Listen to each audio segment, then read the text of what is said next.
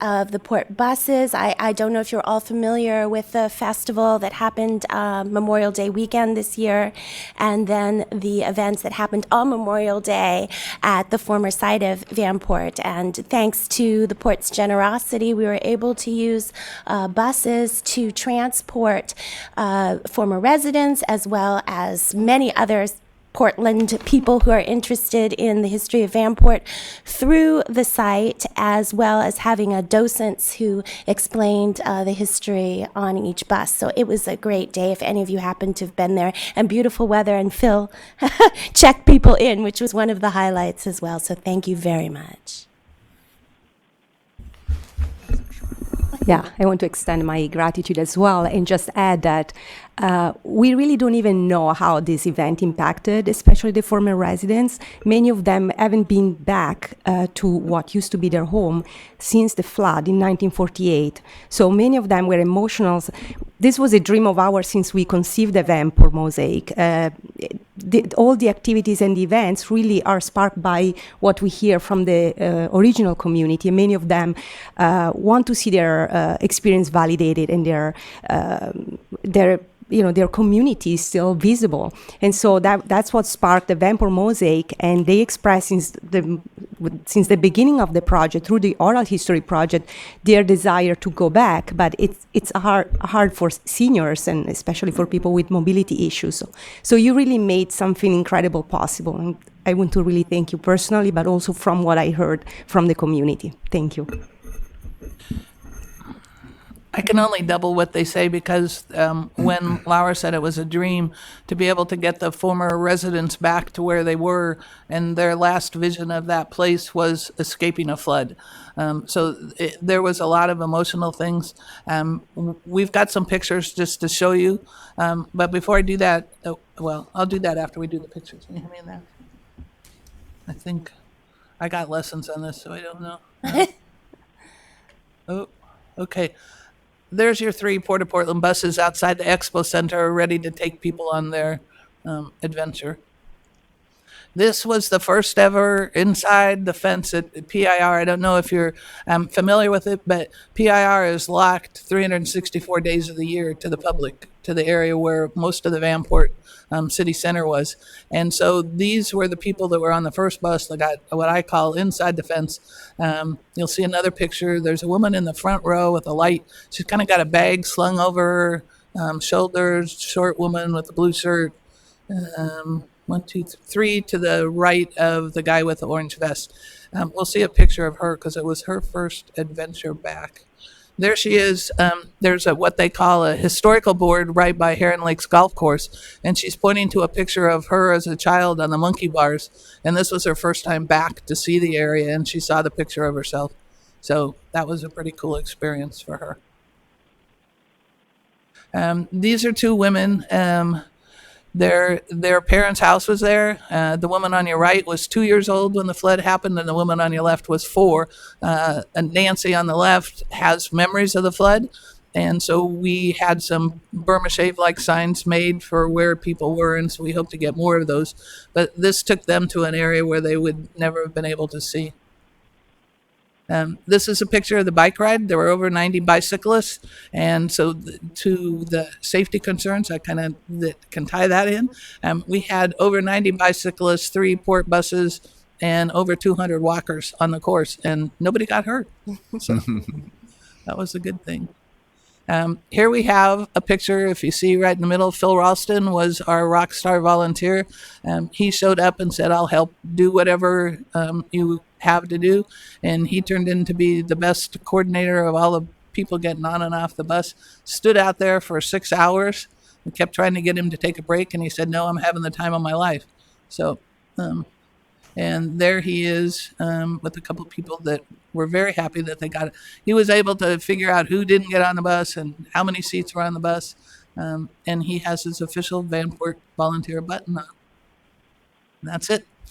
So I personally think that it was a wonderful event. I'm thankful for my connection with the port over the years, and I believe that the port needs to have more recognition of these wonderful events that happen. And so this was a wonderful example. We look forward to doing it again next year, continued support.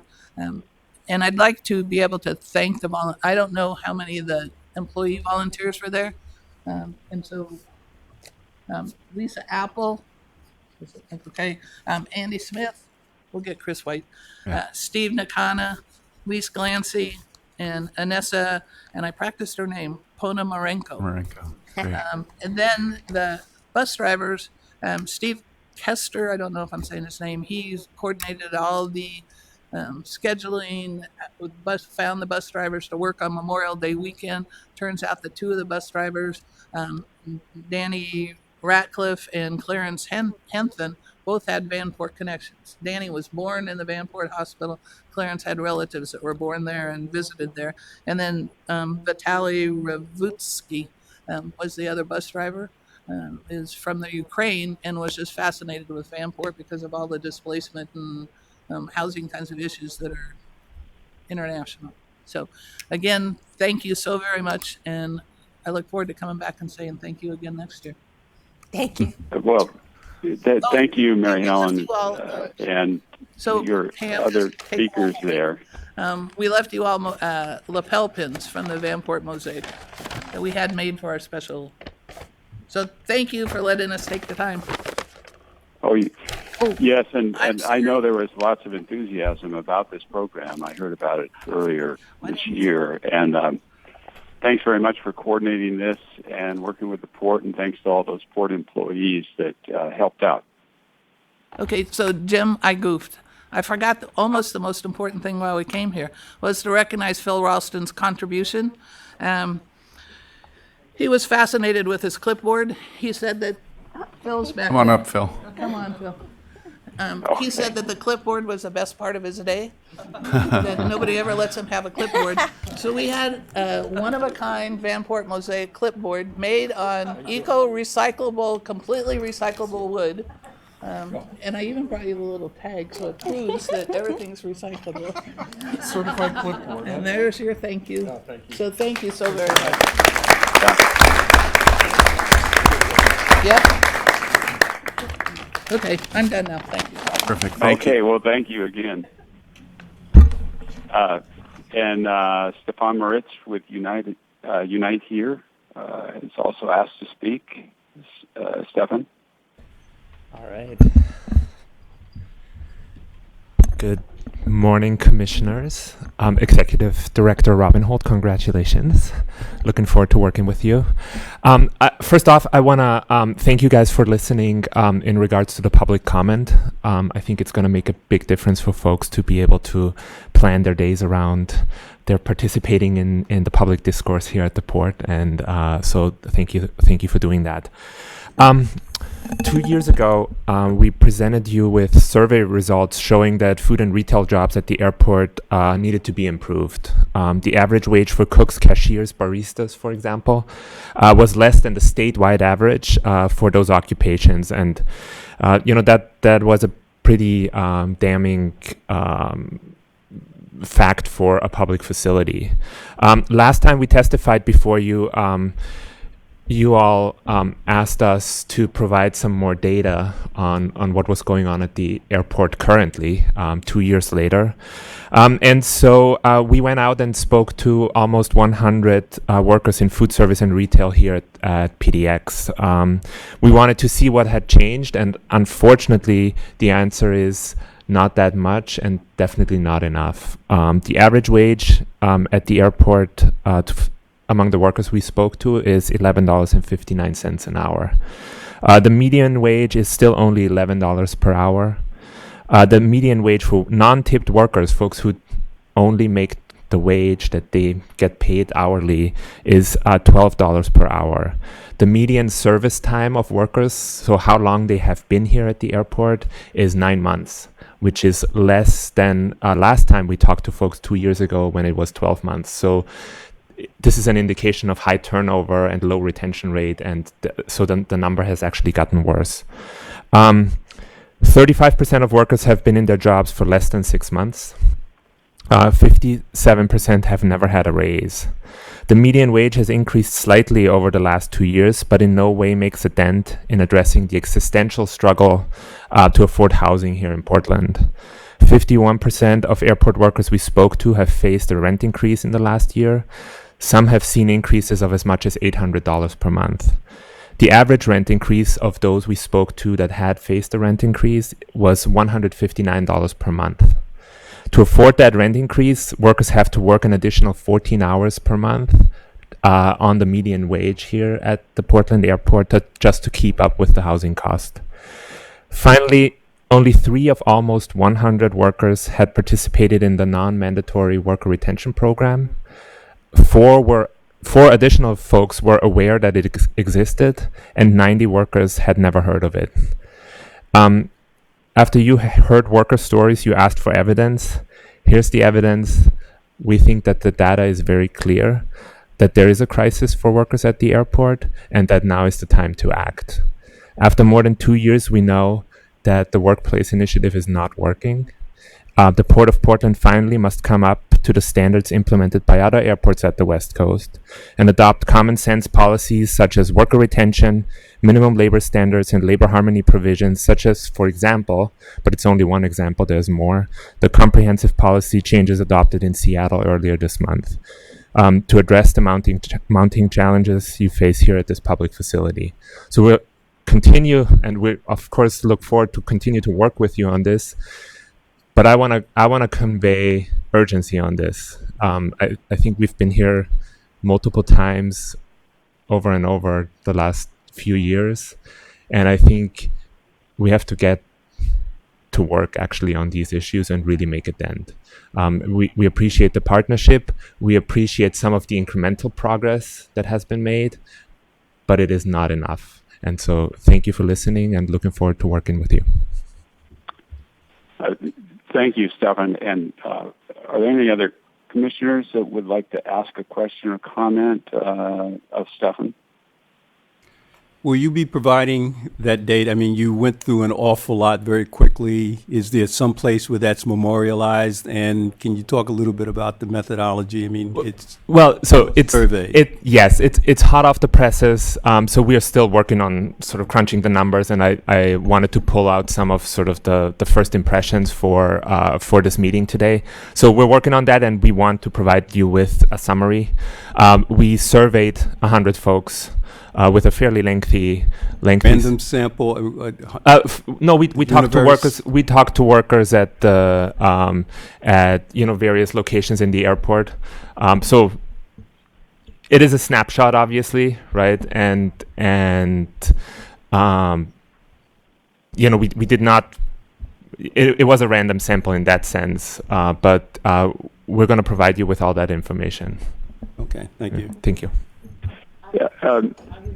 Yeah, go ahead. Do you have actual data of how many jobs were available 2 years ago and how many are available now? Because I think there's been substantial job growth. And I think that's a good question, and also for Chris and the folks on the concessions team to talk to about. I mean, some of that we have through public information from the port, but it's not a question we focused on with this, right? What we did is we went out and talked to workers about their experience and what they're telling us their lives are like and what their jobs are like, and that's what we're presenting to you. Mm-hmm. So, Stefan, I think it is very much appreciated that you have taken our request and put some work behind it. I think that will be, to Commissioner Alexander's point, the more detail that you can provide from what you've already gathered will be helpful. And I think that our folks in the concession areas will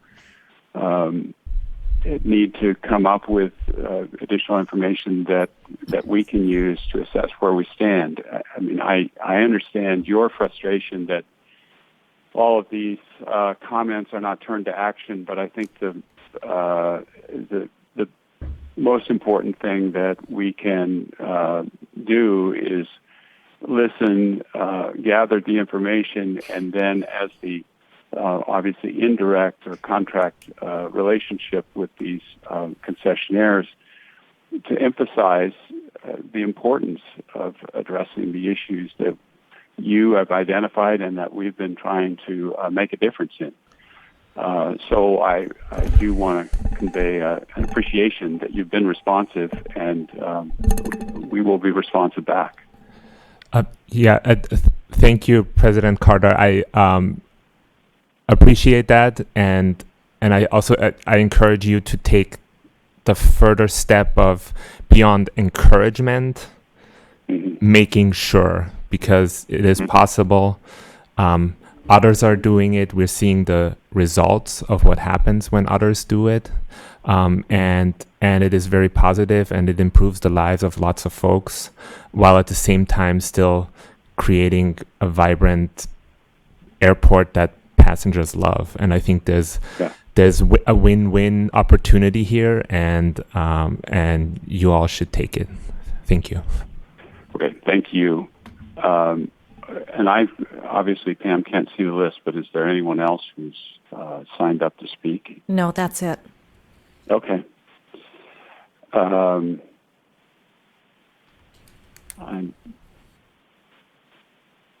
Let me just hold on one second here. So the next item on the agenda is the general discussion item that I can get to it, that Cindy Nickel is going to present on small business development. Great. Thank you, Jim. Good morning, everyone. Morning. As you know, the Port's long been committed to increasing opportunities for small and minority businesses at the Port. As a local public agency, a recipient of federal funding, and service provider for the Army Corps of Engineers, we must adhere to various requirements that vary depending on the source of our funds. The Port Small Business Development Program works hard to increase the opportunities for small businesses and port opportunities, and also provide small businesses with the skills and tools required to improve their business infrastructure through training and mentoring. Kimberly Mitchell-Phillips, who's the Port's Small Business Development Program Manager, is here this morning to give you an overview of the program, as well as an update on our accomplishments to date and our future program initiatives. Kimberly. Thank you. Thank you. All right. Hi. Good morning, everybody. I'm Kimberly Mitchell-Phillips, and I'm going to go through my program. Left side. This side? Yes. That one? That one. Okay. Thank you. Learning how to drive this thing. The purpose of the Port Small Business Development Program is to enhance opportunities to small businesses in the region through ensuring non-discrimination in contracting, leveling the playing field for small businesses and port opportunities, removing barriers to participation, and assisting in the development for firms to successfully compete in the marketplace. The Port's Small Business Development Program is comprised of 4 unique programs that are designed to complement each other to develop small businesses and provide a gateway to port business opportunities. The Disadvantaged Business Enterprise Program, also called the DBE program, applies to all federal grant-funded airport improvement projects such as runway improvements. This program is required by the Federal Aviation Administration. The airport's concession disadvantaged business enterprise program, similar to the DBE program, this program is specific to airport concession opportunities. The MWVESB, I'm going to have to find a way to shorten that at some point, is our minority women veteran, service disabled veteran and emerging small business program. This is a program which applies to all port funded projects, and it is a voluntary program that the port administers. And then finally, my personal favorite program, I must say, the Port's Mentor Protege program is the Port's nationally recognized program that provides education, coaching, and development to small businesses. I will provide more additional information on each of these programs in the following slides.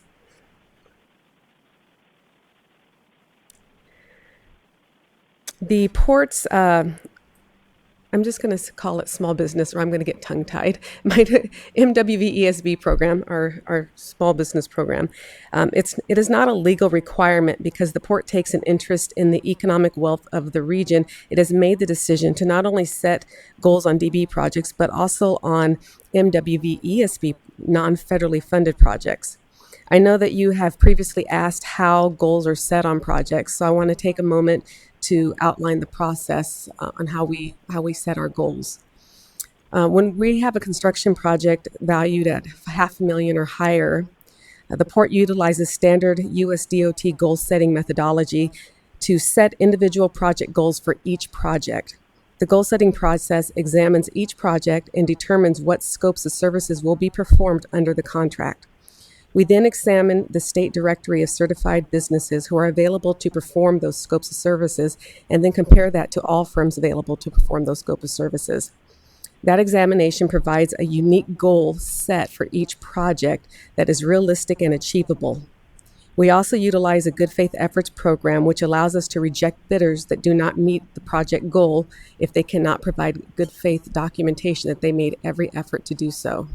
So we take our goal setting very seriously through the analysis, through award on each project.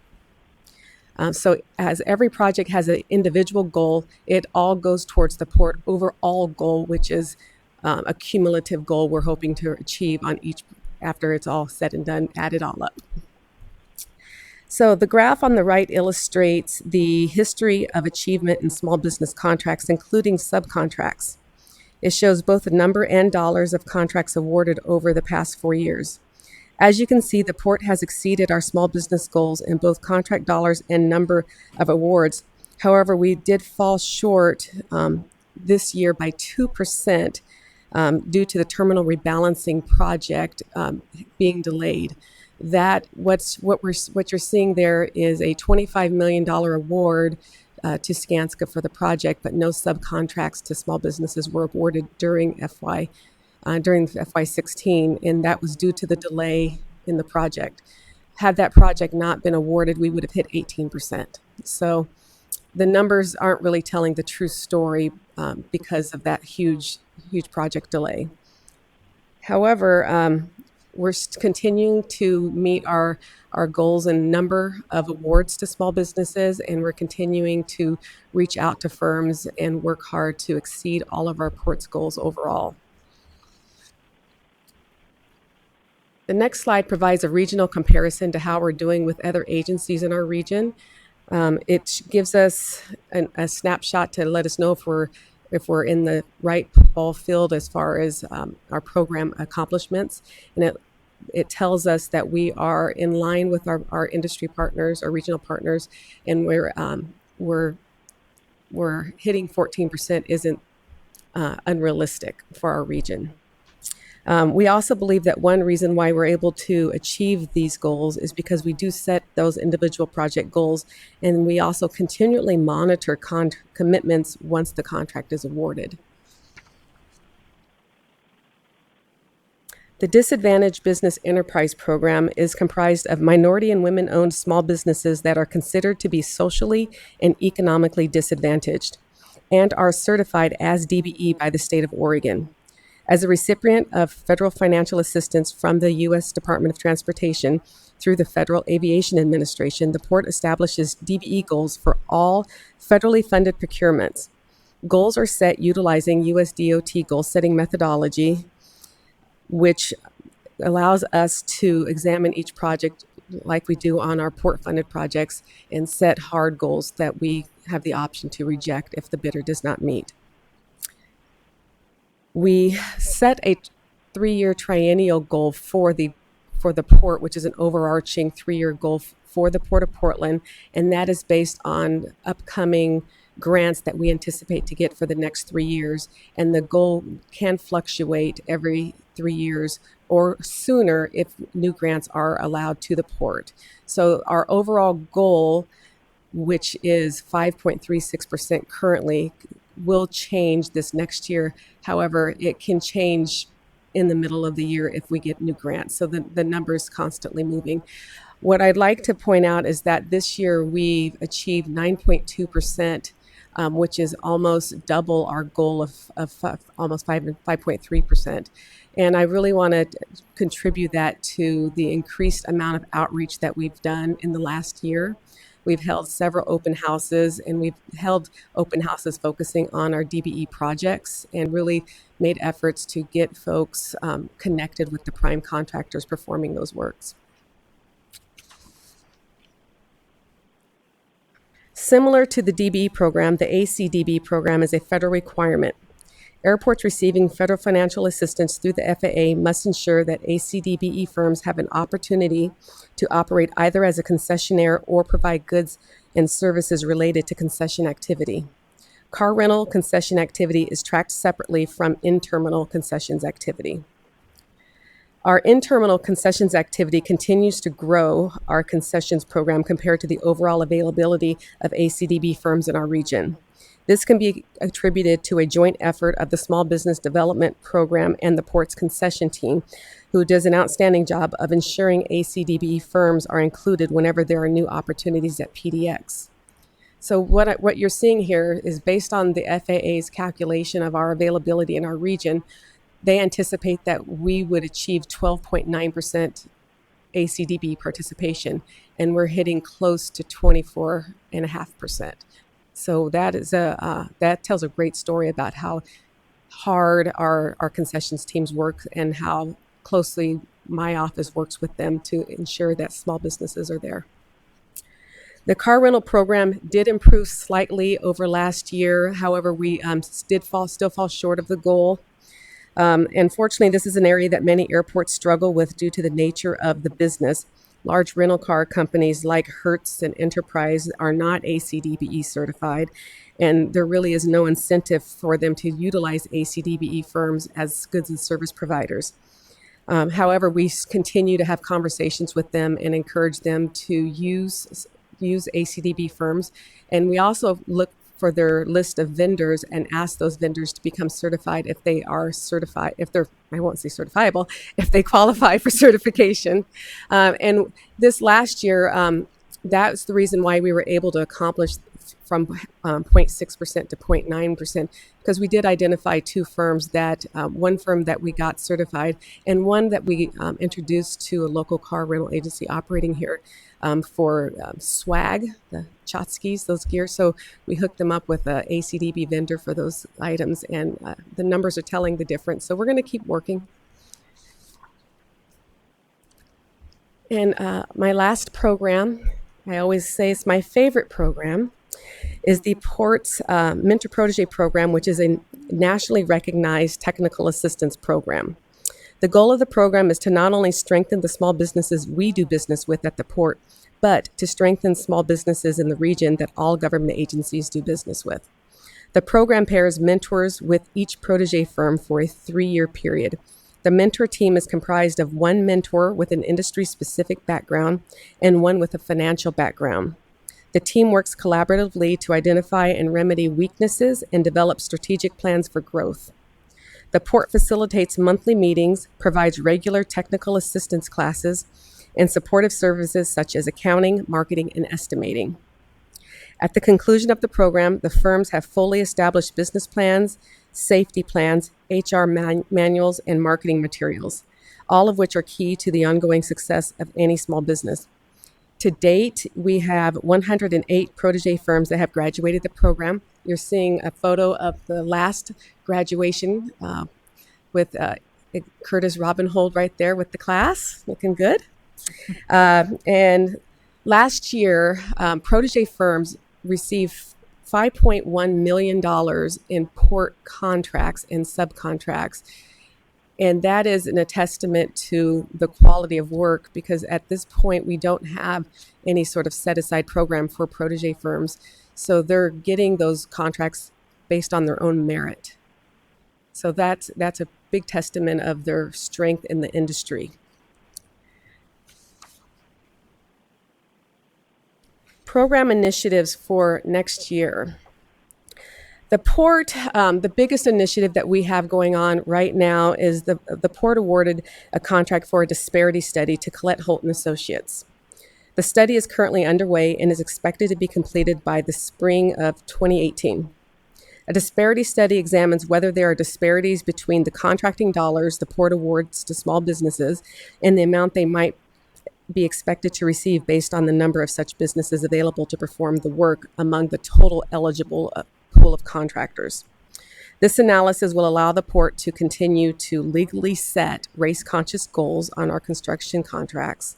The study will also examine the port's overall business program, our business program, and our contracting practices, and provide recommendations for program improvement. So we're very lucky to have this because it really does strengthen our ongoing success with the program. The next initiative is to administer the Workforce Partnership Agreement. This is the terminal rebalancing project that just geared up this spring with Skanska.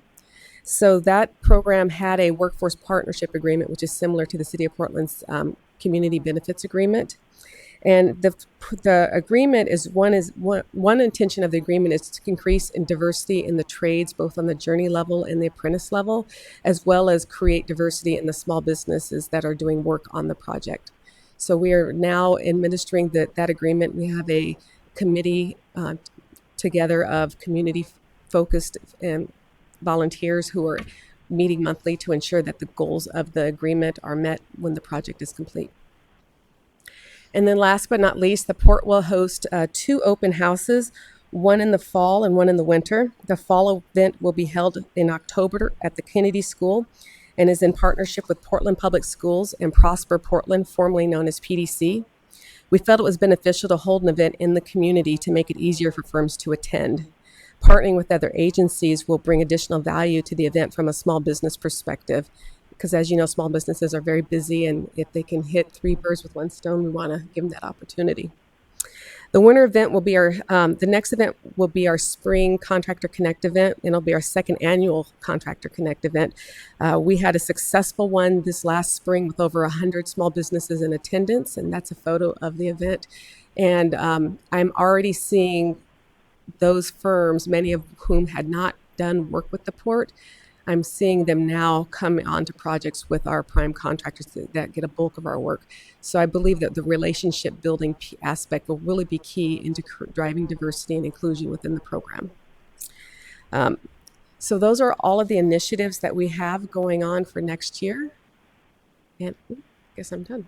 Any questions? I should have a question slide up there. Sorry.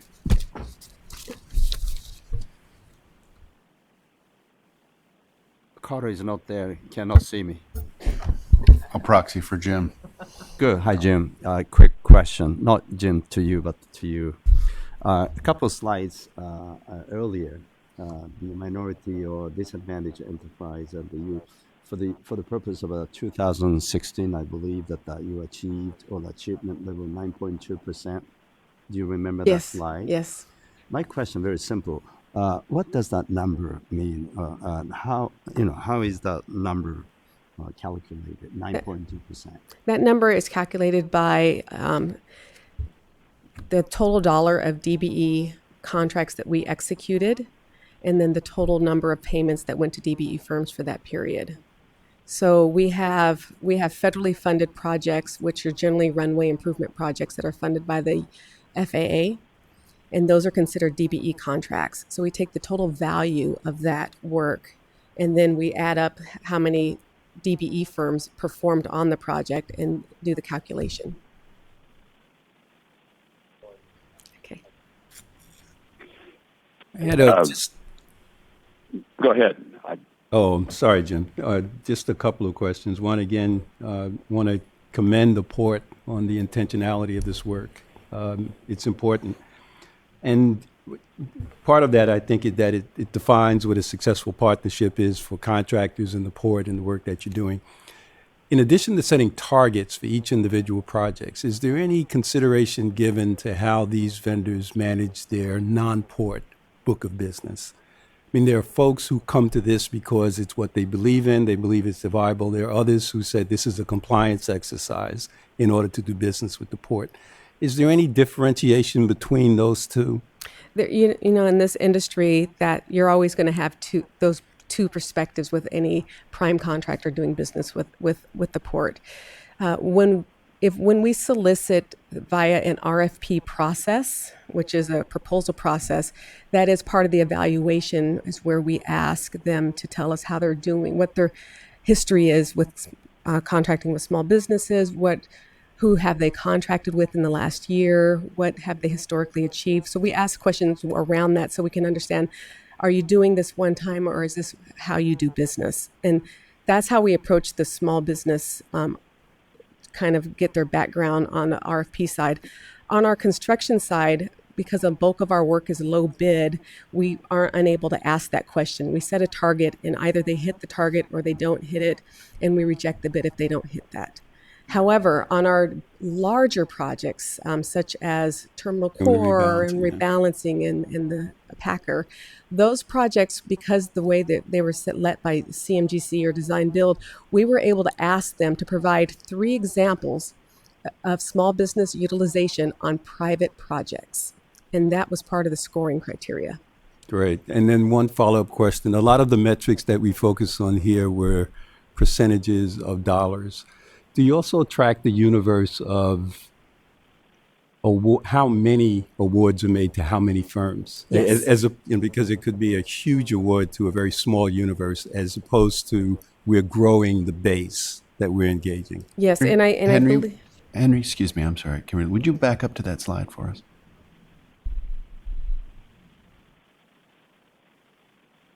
Sorry, Kimberly, I apologize for interrupting.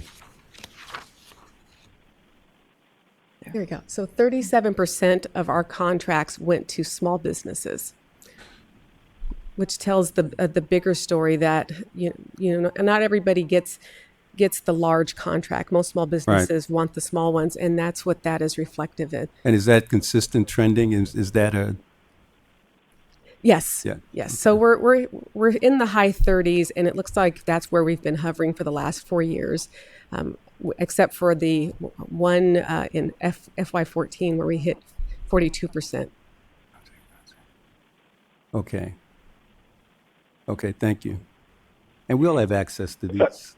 Thank you. Yes. Sure. So, Kimberly, just want to thank you to you and your team and Cindy to really get some very good information in a very usable form for us. I think this is a terrific update.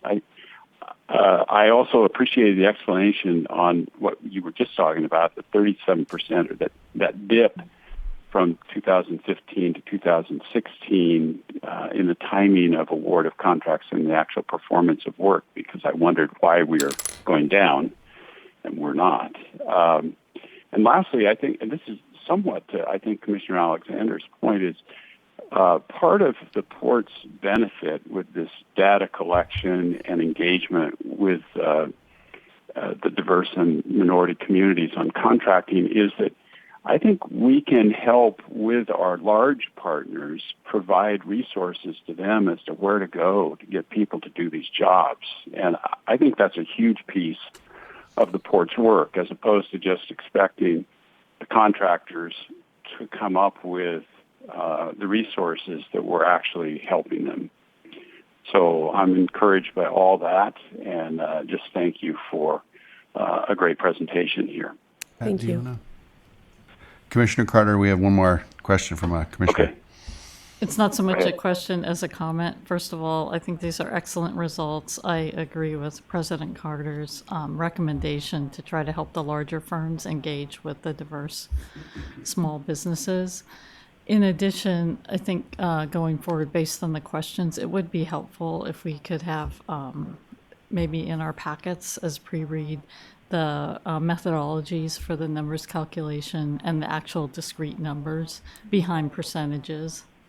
I think it would be beneficial to the commission to see those. Thank you. Great. Thank you. Thank you. So any other comments or questions? Not hearing any. I can't see any, I guess. There are none. Thanks very much. And Curtis, the next item that we have here is Catherine's report on the legislative session. You bet. Just very briefly as an introduction, we try to keep you informed both on the federal, the state, and the local levels of what's going on relevant to the port and government affairs.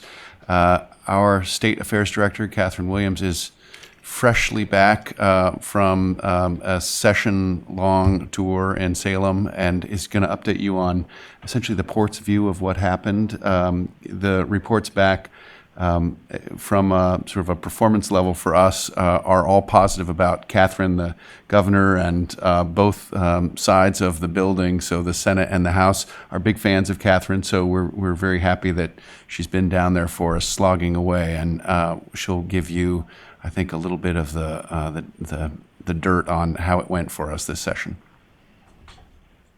Thank you, Curtis. Henry, do I just advance here? Catherine. Your other, that's your recorder to your right. There you go. You. Better. So before we get into the serious stuff, left. There we go. I thought I'd start off with sort of the lighter touches of the legislative session that officially wrapped up on Friday of last week, 4 days short of the constitutional requirement of sine die, which is the last day of session. It would have been Monday. They convened a couple days early. And in those last hours of the last day, 3 important bills were passed that I didn't work on at all, but I wanted to share with you because I'm a fan of all of these things. The first is the Marionberry pie, is the official pie of the state of Oregon, named after the county I was born in, Marion County. We now have 2 state birds. We have a meadowlark, which is a songbird, which has been the bird for some time, and we have a raptor, the osprey. And I didn't get a picture of it, but now there's a state tartan. So if anyone's in the mood to wear a kilt, I can share with you what the new state tartan is. But in all seriousness, there were several thousand bills introduced this legislative session, the 79th legislative session, which officially convened on January 9th, but really didn't get underway until the first week of February. So it's a 5-month session. We budget in the state of Oregon on a biennium, so this is the budget setting session. The one thing the legislature is required to do is balance the budget, and they did so, and a lot more. Of those several thousand bills that were introduced, only a couple hundred really will pass. I think as of last night, the governor had signed about 575 bills and still has a few more to sign, but they introduce a big body of bills and then a small percentage of those bills get through. And as I talked about when I was here last after the election last year, both the Oregon House and the Senate, the Democrats did retain their majority, but neither had a super majority, a 3/5 majority, which in the state of Oregon, if you're going to raise revenue, you're required to have 3/5 of that body pass that. So in any major revenue tax conversation, there's going to have to be a bipartisan element of it, and there certainly was this session. There were 14 new members in the Oregon State Legislature this year, and that really provides the port an opportunity to get out and talk to folks and give sort of what I like to call the mini Port 101, because many of our meetings are really 10-minute quick in and out. But it's always interesting for me to kind of see the different level of knowledge and understanding from legislators, not just in the Portland metro area in our Tri-County, but around the state, of the understanding of the port. Some people weren't aware that the port manages PDX because the Port of Portland thought just marine, and a lot of conversation, as you would expect, around Terminal 6. So it's a great opportunity to get out and meet with the new legislators and talk to them about the port, whether I'm in talking about a specific piece of legislation or not. So as I mentioned, as of Friday's adjournment, they did balance the budget. It was about a $21 billion budget passed. Many elements of the governor's recommended budget were included. Some programs preserved at slightly lower levels because we did go into this with a deficit. So not everything got what 100% of what was asked for. The at the time of the February revenue forecast, there was about a $1.2 billion shortfall. And the first kind of tax vote that was taken this session was related to the healthcare provider tax, and that raised about $673 million over the next biennium, and that's through a combination of assessments and taxes on hospitals and commercial health insurance providers. The reason that's important is because that brought down that deficit by about half. So going into those final months, the Joint Committee on Ways and Means was looking at trying to fill a gap either through cuts or new revenue of about $500 million. Another big issue of the session that we certainly watched was the conversation around PERS. And there were many bills. I think at one point I was up to like 62 bills that we were tracking on potential ways to kind of look at the unfunded liability around PERS. But at the end of session, nothing ultimately passed on that topic. So I would say put that in sort of a footnote as in the future, this will be back. This issue will be back.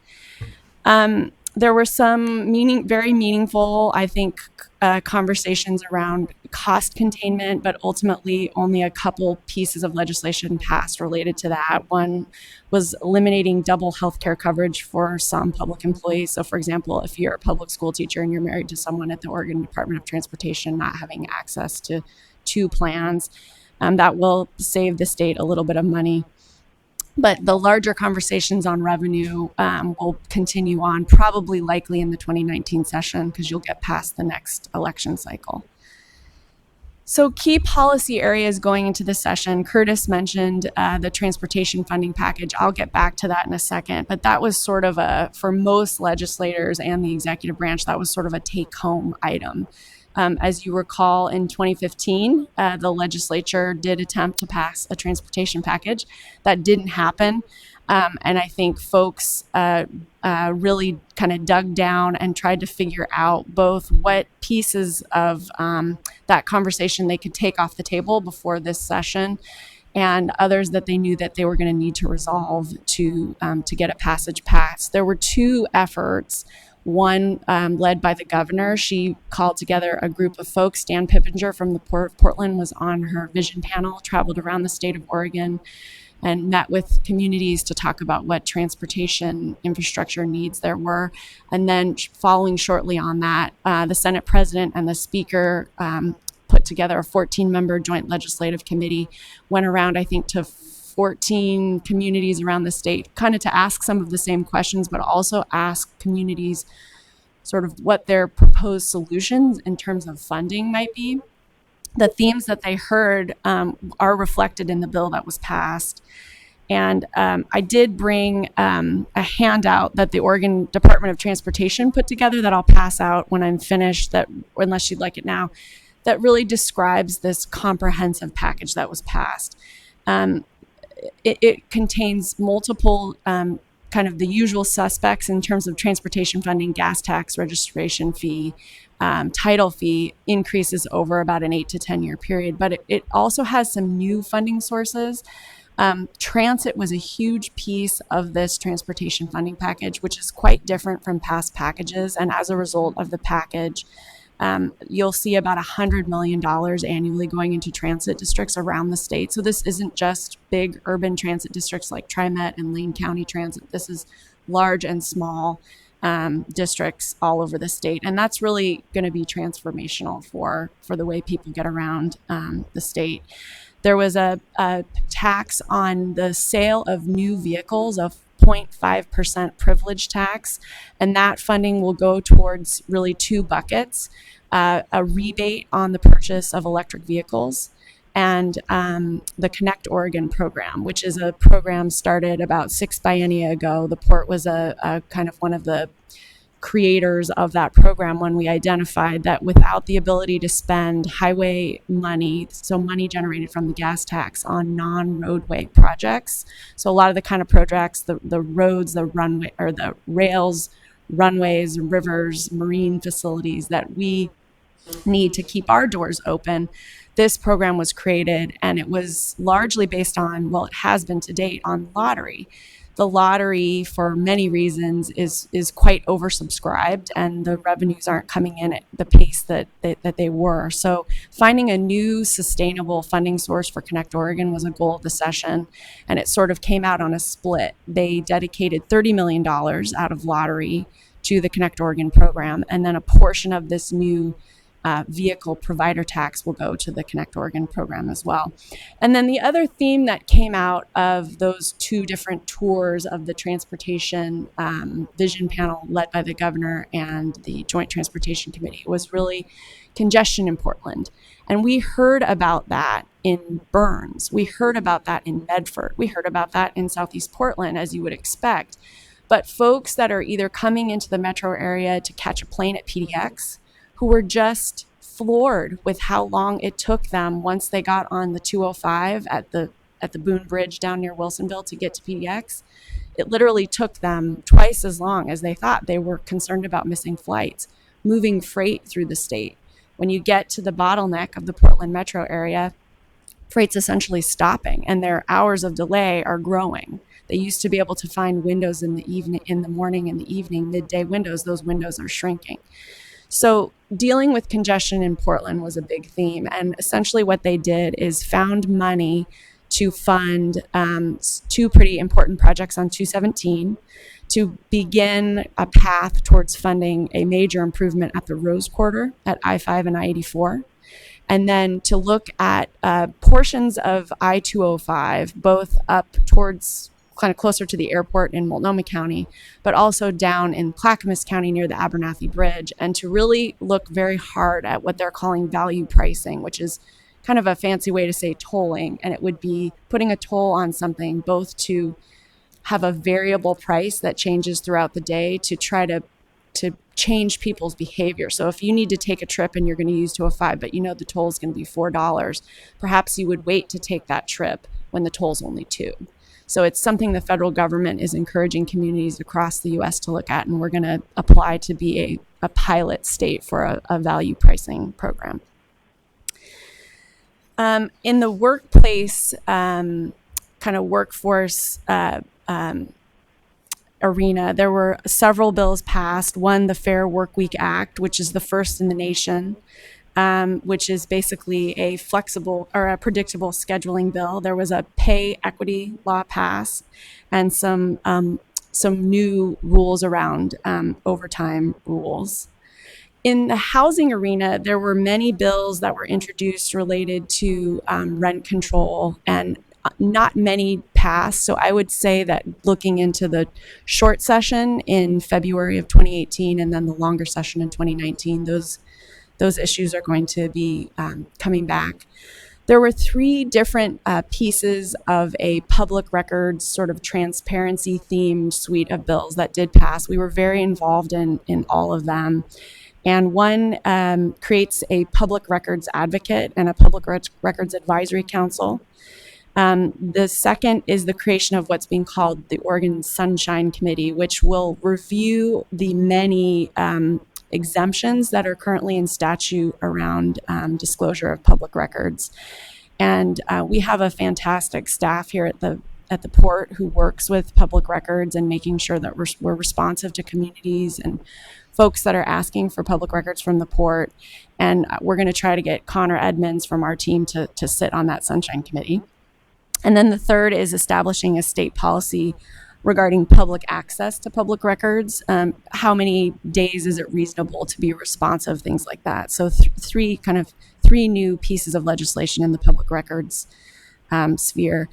There were a lot of bills proposed around public contracting, and some of them did not pass until the last few hours on the last day. So we're actually still reviewing those. But I think some of them could potentially have an impact on the way that we do sort of least cost analysis around our public contracting. I think the good news is that the port is often held up as a model. We have a lot of best practices that other public entities are looking at.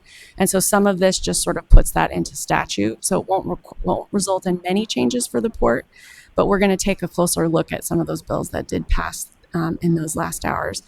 And then rural Oregon, there were lots of conversations all session about sort of what might be beneficial to an urban area and how it may impact positively or negatively rural Oregon. And I just wanted to call out two pieces of legislation that did pass. The renewal of the rural health provider tax credit, which is really critical to rural Oregon. And then Representative Cliff Bentz and some others from the Ontario area, we're looking at putting together an Eastern Oregon economic development region, and that really helps them be more competitive with Idaho. And if you look at sort of where they're located, they're bumping up against sort of an not such a level playing field. So this Eastern Oregon economic development region is going to help look at ways to keep Eastern Oregon businesses competitive with neighboring states. So this slide really talks about the port's legislative agenda and sort of how we did. I mentioned when I talked about the passage of the transportation bill that Connect Oregon was part of that package, not as much as we had hoped for. I think the governor's recommended budget asked for $71 million, and a group of advocates, including the Port of Portland and other ports around the state, were hoping we could maybe even get back to $100 million. But where we landed was about $40 million, the 30 from lottery and the 10 million annually from this vehicle privilege tax. But the bright spot here is that the transportation bill, House Bill 2017, made the Connect Oregon program permanent. So what that will allow us to do is, instead of going back every biennium and kind of reauthorizing the program, it's a permanent program that now exists in the Treasury Department. And if the projections around the the privilege tax are on track, then it will grow that pot of money and make us less dependent on lottery. So Connect Oregon continues. Mentioned the transportation funding package. The Real ID issue was a critical issue for us and for others around the state, particularly those that have federal facilities in their district. And I really want to give Senator Bill Hansel just a big thank you for being such a leader within the legislature on this issue. When the Real ID Act was passed at the federal level several years ago, Oregon chose not to fund the program. And so we have essentially been out of compliance with the new standards for IDs when you're either traveling on an airplane or entering a federal facility. And the Department of Homeland Security, when this bill passed on Friday, they on Monday of this week did give us another 6-month extension. We are probably looking at a couple of years before the Oregon DMV's system is up and running in such a way that folks will be able to go in, and when they are getting their driver's license renewed, it's an option, right? So it's a permissive program to pay a little bit more and to get this ID that's Real ID compliant. But as Chris Neal and our security team will tell you, in a couple of years, if you don't have that ID, and unless you remember to bring your passport, the TSA is not going to be able to allow you to board a plane. So getting this bill passed was critical for the port, and it was passed on the very last day. Jumping the gun here. In the environmental arena, we were able to work with partners, including the City of Portland, the State of Oregon, Northwest Natural, other folks who've been very involved in the Portland Harbor Superfund cleanup, to get about $8 million dedicated from the state to kind of jumpstart the sampling that needs to occur now that we're in the post-record of decision era. And this was both an opportunity to talk to legislators about what the Portland Harbor Superfund cleanup means in terms of the state's economy, and kind of provide them with an update of, what's happened since 16 or so years ago when the harbor was listed. Some of those legislators actually were around 16 years ago. They remember when the harbor was listed as a federal Superfund site. Now we're in sort of post-record of decision, and this $8 million will be a really important next step to start getting going on the cleanup. So that was a great allocation.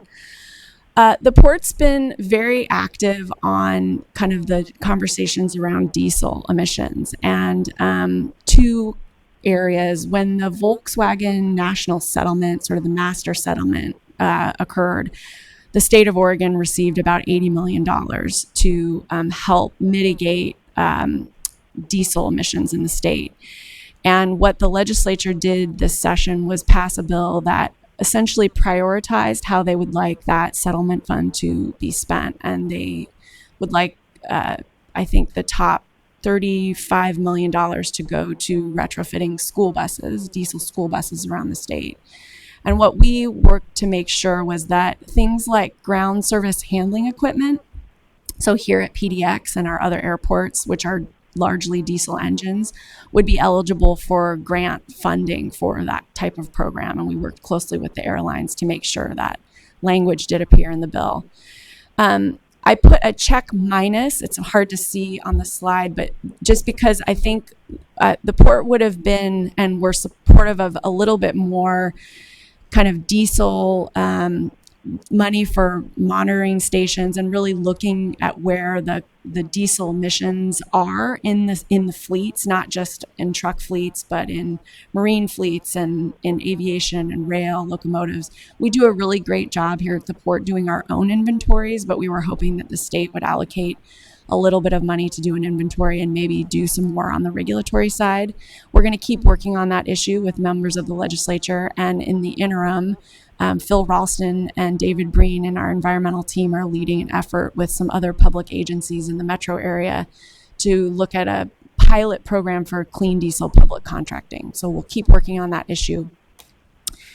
In the economic development arena, we worked very hard with the Industrial Lands Coalition to tweak a program that lives within Business Oregon, the state's sort of economic development agency, called the Industrial Land Site Readiness Program. And what this program does is it allows a local sponsor, which is a port, a county, a city, who's bringing a piece of industrial land online, to get a portion of the money that they put into the, either if it's a brownfield cleanup, the cleanup, or infrastructure, water, sewer, to have a portion of those upfront costs reimbursed, or there's a loan forgiveness program element to that. And the program had been online for a couple of years, but no one was taking advantage of it. So we did a little analysis in the interim with Business Oregon and Department of Revenue and others, and realized that we just needed to make some tweaks to the program. We did so, the bill passed, and we're really eager to take advantage now of the program that we think it's going to work a little bit better. The Special Public Works Fund, another program that lives within Business Oregon and has the Infrastructure Finance Authority that provides loans and grants to municipalities. It's a program we've taken advantage of in the past, was funded. And there were some bills passed, not with funding attached to them. That was too high a bar this session on brownfield redevelopment, but more on the regulatory side, looking at things like prospective purchaser agreements, trying to remove some of the hurdles in front of redeveloping brownfield sites. On seismic resiliency, I put a check minus, and that's only because at one point in the conversation around the transportation package, we were talking about a $10 to $12 billion package. I guess the lesson here is you always start high, right? So you have somewhere to go. When the numbers were that high, there was a tremendous amount going to be dedicated to seismic resiliency. That number got a little bit smaller. So we're going to have to come back and work on that. There will be money in the transportation package for maintenance and preservation, including seismic retrofits. But if you look particularly on the Oregon coast at the infrastructure and what potentially could happen in a seismic event, it's really a drop in the bucket. So you got to check minus. And then levies, there was $10 million allocated to help with levy recertification. Quickly looking ahead, one of the outcomes of the transportation bill was the creation of a permanent joint legislative committee on transportation. Why is that significant? We essentially have a bench of 14 legislators who are experts on transportation infrastructure now, having been on around the state, understanding how ODOT funds, understanding what kind of federal resources are out there. They are now a permanent committee, which is, I think, a fantastic thing, because this bill was so big and there were so many new pieces of it that I can't believe there won't be tweaks that need to be made back in when we come back in February of 2018. And now we have this same group of people who are sort of all trained up and quite eager and interested in things like tolling. Who knew? So I think that's a really positive step. I mentioned Connect Oregon. There were some earmarked projects in Connect Oregon. Some of them have expiration dates, so we will be watching to see if those come online, and if they don't, kind of maybe new money will become available in the program. Terminal 6 was an issue that I spent a lot of time talking about in the session. Folks really eager to hear about what was happening after the ICTSI lease change. Keith Levitt came down and met with one of the caucuses and sort of did an offsite lunch one day and just did an informal Q&A. It's a very interesting topic to folks. There are shippers all around the state, as you all know, that used the facility. And then we invited 2 legislators to serve on the T6 Industry Stakeholder Committee, Representative David Gomberg from Lincoln City, who imported kites through Terminal 6, and Senator Bill Hansel from Athena. So I think they're going to probably attend the next. We gave him a pass on the first meeting because it was right in the waning days of session.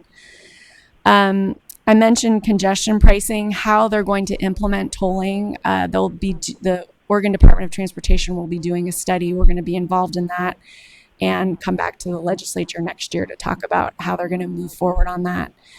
I predict there will be a lot of conversation, both potentially at the ballot this fall and next year, on things like a carbon tax or cap and trade, just sort of general climate issues, what the potential future of the Oregon Department of Energy looks like, where the Oregon Global Warming Commission work is going to live, issues like that we will stay involved in. Portland Harbor, ongoing, big issue for the state that I think the state is just beginning to kind of wrap its arms around. And then I was reading the news last night, 2 statewide races. The governor will run for re-election again next fall, and the current labor commissioner has announced that he will not be running. So the seats are changing. There were some judicial appointments yesterday. One state representative is now going to be on the Clackamas County court, so her seat is up. So it's kind of that musical chairs, never a dull moment in politics. And with that, I'm finished. Any questions? Yes. Probably realistically not until 2019 at the earliest. At the earliest, exactly. It's complicated. Yeah. So, depending on your perspective, maybe that's good news or bad news, Commissioner Saruta, but probably not until 2019 at the earliest is my prediction. So, Any other questions? Just a comment, Curtis. Catherine, thanks very much. It's hard to find places with reliable information about what's gone on in the state legislature in particular.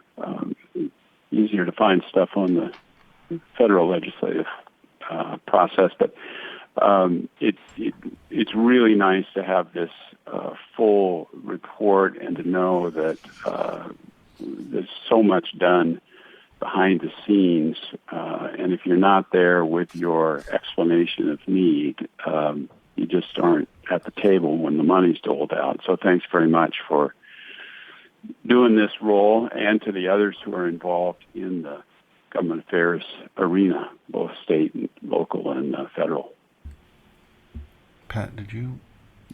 I was interested in more context around what your read is on what they will expect from us in terms of progress on T6 and the Portland Harbor. Those 2 topics. I think that I mentioned in the Connect Oregon program, there were a couple of earmarked projects, which has not happened before. One of those in particular, which is a Mid-Valley transload facility. It looks like the site that is being considered is in Millersburg, which is just north of Albany, right on I-5. That conversation occurred because the shippers in the Mid-Valley are trying to get their goods off a truck onto rail and to Tacoma as quickly as they can without service at T6. I think for me, the interest in T6 isn't just about the shippers, but it's really trying to understand the very complicated, complex global shipping universe and where Portland, Oregon fits. So I don't think that there's an expectation that, by February of next year we will have a solution, but I do think it's very important for us to communicate, early and often about what we're learning in the T6 industry leaders effort, the work that Randy Fisher did, sort of analyzing what's happening with consolidation. I shared that with multiple legislators, and they were, didn't kind of understand the parallels between what had happened in the airline industry in terms of consolidation. So I just think it's such a complex, complicated issue that we need to just continue to communicate. I need to continue to communicate. And then when we're ready to share something, I think perhaps going to a committee days, to that joint committee that I talked about, would be a great first step. But it's kind of still in we're in the research phase, and I think people really understand that. But there will be a calling of the question, I think, at some point by the legislature. Just don't know when. That looks like Any other, President Carter. Yep. Any other questions? No. Oh, thank you, Catherine. And we do have a couple of consent items. And first question is whether or not any commissioner wants a presentation of the consent items. No. No. Okay. So I'll just read the titles. The first is appointment and designated of assistant treasurers, and the second is appointment and designation of assistant secretaries. This is as a result of the change in executive directors. So I call for a motion and second for approval of the consent items. So move. Second. All those in favor? Aye. Aye. Opposed? That motion carries. Thank you. And we've now got two items for action here, and the first of those is will be introduced by Vince, and it's the personal services contract on the North Terminal heating water pipe replacement design services. So, Vince. Yes, sir. And you just took my introduction. So the pipe is 25 years old. There's frequent leaks, and Alan's here to talk about the contract. Okay. Good morning. Thank you, Vince. Good morning, everyone. This project and this agenda item is to request your approval to award a personal services contract for design to Affiliated Engineers, local firm, to design the PDX North Terminal heating hot water piping replacement project for us. So, as referenced, the North Terminal includes the north portion of the main terminal, but it also includes all of Concourse E and most of Concourse D, if not all of Concourse D. So that's the footprint of the project. Specifically, the problem that we have is with the heating hot water piping. The facility is heated with hot water, and that piping that was installed 25 years ago was installed with a method that doesn't have a very long life. It was mechanically coupled. So this photograph shows you how two pieces of pipe are joined. There's a gasket and a clamp, and it's not the ideal system for heating hot water distribution. So those couplings are now failing. You can imagine coupling fails, we get water leaks. The water leaks can cause all kinds of damage. So we're spending quite a bit of maintenance time and money chasing these leaks. I should mention that currently the project is scoped to replace all of the pipe and all of the fittings and replace it with a welded pipe system, but I'm going to ask our consultant to examine the option to retain the existing pipe, just remove the clamps and weld the pipe that's there. I think there would be a substantial savings in cost and obviously a much more sustainable approach than throwing the pipe away and starting over altogether. Pretty simple project, really, kind of boring compared to some of the other projects we get to present to you. One thing, though, that's very critical with this is the phasing and the planning to make sure that the work happens in a way that doesn't disrupt operations for our tenants, our concessionaires, and our airlines. There's also going to be some safety implications with this, so the design is going to have to address all of those factors. In terms of our schedule, we're here requesting your approval to award a contract for design. We have a design phase that runs about 7 or 8 months. Then we anticipate going up for competitive bid selection for a contractor, awarding a contract in the middle of next year so that we can get some work done next summer. Obviously, as a heating system, you want to be working on it in the summer, not the winter. Slowing down over next winter and then wrapping up at the end of next summer. A little background for you on how we arrived with AEI, which stands for Affiliated Engineers. We did an RFP to solicit proposals. We got 5 proposals. They were evaluated by port staff using the state mandated qualification-based selection criteria, or approach, I should say. Given the criteria that we laid out, expressing what our needs were, we selected AEI because of the strength of their team, the individuals on the team, their approach to get the work done efficiently, and also their small business participation. They committed to granting 20% of the contract value to small businesses, which was the highest scored proposal in that category. We then negotiate pricing with them after selecting their qualifications, and we're now ready to request your approval for a contract. Here's our project budget.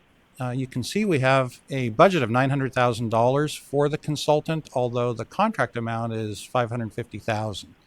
So at some point downstream, once we're on more solid ground with construction costs and other consulting fees that may come up, we'll be able to adjust this budget. But at this point, we feel it's appropriate for the scope of work, and the funding is coming from the Airline Cost Center.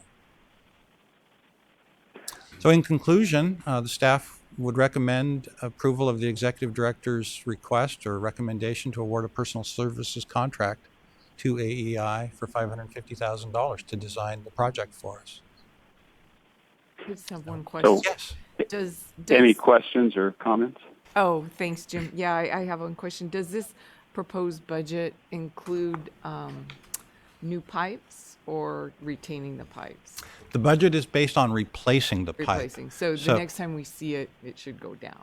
Yeah, if the idea pans out, call it Alan's crazy plan, we should see savings on the construction side. Okay, thank you. Other questions? Is there a motion and second to approve the recommendation? I so move. Second. All in favor? Aye. Opposed? So that motion carries. Thank you very much, Alan. You're welcome. Vince. And Stan is going to do the final agenda item, which is the public improvement contract amendments. Thank you, Jim. In January of 2016, the Commission approved award of 3 public improvement contracts for a pilot project that utilized job order contracting method to expedite the delivery of certain types of projects here at the port. As background, the port initiated this new and unique contracting method to deliver small or time-sensitive projects in a more efficient and cost-effective manner. To date, the port has utilized these job order contracting contractors for 22 projects with a total contract commitments of approximately $5 million. Each of the initial contracts were limited to a cumulative spend of $3 million over a 3-year contract term for a total of $9 million for the entire pilot program. Port staff anticipates reaching the full contract amount well in advance of the 3-year contract term and requests a contract limit increase for each contractor. Ken Wilhite, our Senior Manager of Project Development, is here to give an update on the pilot program and present this agenda item. Good morning, Commissioners. Curtis. So as Stan mentioned, I'm here to give an update on the job order contracting pilot program, as well as request an increase to the maximum compensation payable to each of the contractors, Anderson, SDB, and Viking. So a little bit of background, job order contracting, as Stan alluded to, it's a firm, fixed price, competitively bid, indefinite quantity procurement process. That's a mouthful, but it's essentially an on-call contracting process where the pricing is established in a construction price catalog. And again, as Stan mentioned, we established a 3-year pilot program, and in order to try and create a more efficient, cost-effective way to deliver primarily small projects, we partnered with Gordian Group as an industry leader in job order contracting to help us establish our program. And at the time of establishing our program, we believe it was the first such program in our area. So a little bit of the details. We established 3-year contract with Gordian, as well as the 3 contractors, Anderson, SDB, and Viking. It's worth noting that Viking is a DBE and one of our mentor-protege programs graduates, as Kimberly mentioned before. And it was a setup initially for a $3 million contract limit over 3 years for each contractor for a total of $9 million. So when do we use job order contracting? It's a bit of a loose criteria, but we are targeting projects that need a quicker response, that may be maintenance or emergency type work. Ones where we know we have good pricing in the construction cost catalog. Things that don't require permits would also be something that would be in favor of choosing the job order contracting. And we've, again, loosely identified $500,000 as a target or below. Is what we try to do. Some of the goals in this program that we established previously were that we wanted to try and find ways to save time in delivery of the projects, wanted to improve our responsiveness in order to get the project started more quickly, reduce project delivery by change order, which was something that was a problem previously, and try and have cost savings as well, and develop collaborative relationships with our contractors over the life of the contract, and to increase our small business participation. Some of the data where we are today, again, we've proceeded with about 22 projects, 11 to Anderson, 4 to SDB, 7 to Viking. There's the numbers in terms of the dollars, and it's worth noting that we're currently under negotiation with SDB and Viking for some additional task orders. So if those go through, you can see the amounts that would be added there in the asterisks at the bottom. So some of the key results, we're about 1.5 years into the 3-year program, so it was a good time to take a look at where we're at, how things are going. We do believe that we are realizing cost savings as we've compared with some of our engineers' estimates on the estimates of the projects before getting the pricing from the job order contractors. Staff time, there's some efficiencies and time savings in using the job order contracting as opposed to the traditional design, bid, build approach. Small business impacts are being tracked closely by task order and by the overall contract. And again, noting that Viking is a certified DBE, so we're getting good results there. One of the things that we've learned over the life of the program is that we have a good mix of disciplines and skill sets with the contractors that we selected, and that works to our advantage, and we can do a lot of different types of work with the 3 that we have. We have had to develop a number of new processes in order to get the program up and running. It was something new to us, and we've learned how to do that and get the projects set up and initiated and constructed. One of the lessons learned is that the pricing software that came with our contract with Gordian Group hasn't been as intuitive and easy to use as we'd hoped when it started out. So that's something that we're continuing to work on with Gordian, and hopefully we'll see more improvements over the next 1.5 years. But overall, we do feel like the pilot program is meeting our goals that we established. It's a successful 1.5 years, and we're going to continue through the rest of the program. And lastly, of course, the limits that we established may not be adequate to get us through the 3 years, which is why we're here to ask for some increases to those limits. So as was in the commission item that you saw, the request is to increase Anderson from 3 to 5 million and SDB and Viking from 3 to 4 million respectively. That would increase the total program authorized amount from 9 million to 13 million. So with that, staff recommends approval of the executive director's recommendation. I have some questions. I was wondering if we could have available the actual metrics behind your descriptions of your key results. What I'd like to see is it. Maybe you have it in your backup.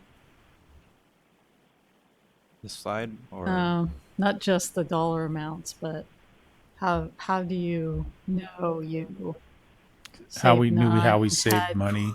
per response? How yeah. did you Yes. save money? How are the benchmarking? Where's the benchmarking at? we have that information. We didn't bring it in the presentation today, but we can get it together and Oh. share it. Essentially, on the cost saving side of things, what we looked at, there were a number of the job order contracts that we had prepared engineers' estimates for. Not all of them, because if we knew we were using job order contracting, we didn't need an engineer's estimate for the bidding process. That's what typically triggers it, is when we go out for bid, we have to have the engineer's estimate. But for those that we did have engineer's estimates, we compared with the pricing we received from the job order contractor, and that's where we came up with our metrics, and we can share that and pull that together for you. And then on terms of time savings and response rate, do you have those? Yes, and the ones, it would probably be split between ones that would go to commission or wouldn't go to commission, and we have some estimates from staff on how much time they think was saved in those two cases, and so we can pull some metrics together and share that as well. It's a bit anecdotal on the time savings, but we do feel like we are saving time. And then I like the inclusion of the small businesses. Mhm. Is there any way, as we approve this, if we approve this to go forward, we can do more to increase their involvement? Yes, and I know Kimberly and I looked at those metrics yesterday, and we know what the percentages are, and I know that we want to see improvement in all three of the job order contractors. And I don't know if Kimberly wants to say anything about that, but that's an ongoing effort to continue to increase those percentages. And is it explicitly asked for, or is it encouraged? So my understanding of that, again, Kimberly can jump in if she wants, is that when they proposed on these, they said there was a goal that they established that they would try and meet, and I believe that's what Kimberly's tracking against. If I could maybe follow up, is there, I know that the expectation going forward is to target a level of participation, but you have some experience to date. Do you have any idea what that participation has I been? do. Yeah, again, we looked that up yesterday, and I can share that with you right now if you'd like. Anderson's goal was 10%, and I guess one thing to share is that the utilization is based on payments and not awards. So it's as the payments come in, so there's a bit of a lag in the data. And so with Anderson, their goal was 10%. They're currently at 6.5%. But we know that one of the recent task orders that was approved has a high utilization, so that's going to go up when that one comes in through the payments. SDB is probably doing the worst at this point. I think they're at about 0.2%, and their goal was 10%. So they have a lot of work to do. And then Viking is currently at 61%, but again, they are a DBE. In-house. Their goal was 40%, so they're well above that goal and will continue to be above that goal. But even with Viking, we'd like to see them utilize more subs that are DBEs, so they could do more even at that level. All right, thank you. So just to be clear on the Anderson seems to have a bigger dollar amount there. That's just because of the type of work and how things are. Yeah, they have a broader level of capability, and so the projects that have come through have, in some cases, lended themselves more to Anderson. In fact, I think we've even had cases where we presented to SDB and/or Viking, and they said, "Well, this really isn't going to fit for us. You might want to talk to Anderson." So that's happened on occasion as well. But we're still doing. We're trying to tailor as much as we can and balance out the work as depending on the discipline and what's needed. Okay, thanks.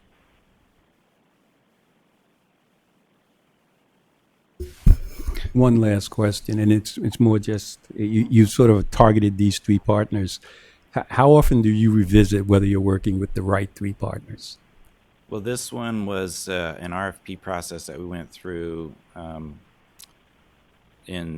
think in September of 2015 was the executive or the exemption from competitive bidding, and so we went through the RFP process after that and selected it and brought it back to commission in January of 2016, and it was set up for a 3-year contract. So at the end of that 3 years, if we choose to do another round of job order contracting, we would go out for a new process and likely end up with we could end up with some of the same and/or different people. So this seems like a good program, and the questions are really good here as well. One observation is just, since these are fairly straightforward pieces of work, it's part of the reason why we're doing this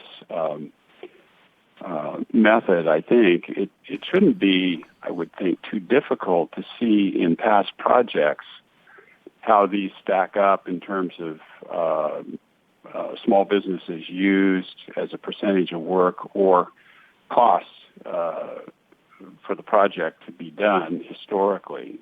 Is that correct? Well, I think we have really good data on these efforts. It's all in Kimberly's software program and calculated quite closely, but I'm not sure what the question is. I think, Jim, Jim, I think on the small business, we have pretty good data on that we will provide the details on. I think when it comes to cost, it gets really hard because each job has a different scope. And so trying to compare one project against a project maybe that we did 3 years ago under a low bid type contracting approach is really difficult.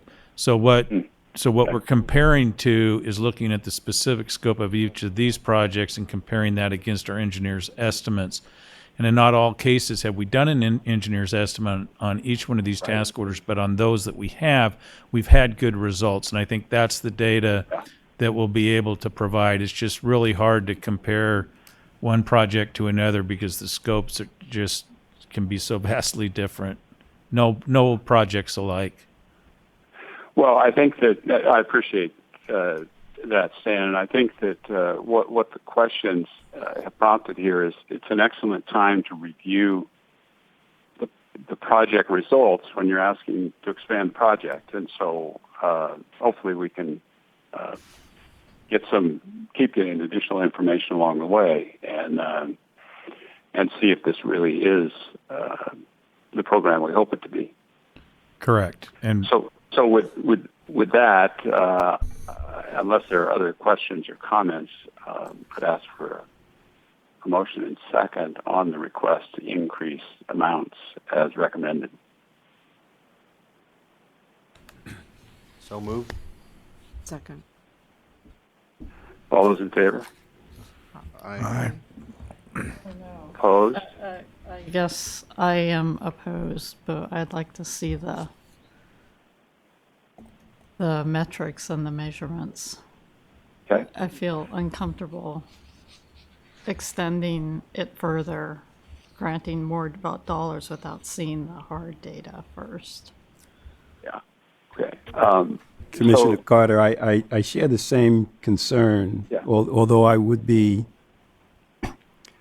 amenable. I understand there's a motion and I'm not a parliamentarian, but if the approval would be subject to provision of that information and locking that into any further presentations on this type of funding, then I would be willing to support it. I don't want to hold it up, but it can't go forward unencumbered in my view. And I agree with that. Okay. So let's make an amendment to the recommendation and vote on that amendment. And Dan can correct me if this is not the appropriate procedure to follow to do that amendment, because I agree with it as well. But if either Pat or Mike, you want to state the amendment, so I could then call for a motion and vote on that. I think you had it stated Okay. best, Michael. The amendment would be approval subject to the receipt of the additional data and metrics around performance to date, and to have that form a framework for evaluation through any future funding request for the program. Okay. So Dan, can I now ask for, and maybe I need to ask for withdrawal of the first motion and ask for a motion and second on the proposal as amended? I think that's right, and I just want to highlight a couple of things in this. I think the questions are really appropriate and really good. I just want to remind the Commission that this is a pilot program. It's a novel approach that is used in many other states that we are trying, and some of the evils that we're trying to avoid are that sometimes our option was to try to tag on to an existing contract a larger scope, and when we would go to do that, we were at the whim of the contractor on pricing, versus the attempt here is to preset the pricing, based on the market at the time, which again, the more time goes by, it's beneficial to us. But that's what we're really trying to do, and I think we've found it just generally to be very, very useful. It's saved, you'll see the documentation on time, but you could just imagine the process of going through an RFP, getting a bid, if it's over 500,000, coming to commission, all those things would delay some projects that have gotten moved along. But I just wanted to highlight some of the intent of this. I do think we need to withdraw the prior, or sort of expunge the prior motion, and then with the new motion, just to be clear. Who made the motion? Yeah. Okay. Commissioner. So if we've withdrawn the prior motion, we now, is there a motion and second to approve the recommendation as amended by Commissioner Alexander? Commissioner Young here. I would withdraw my motion and then recommend the amendment. Okay. So is there a motion and second to approve the recommendation as amended? So moved.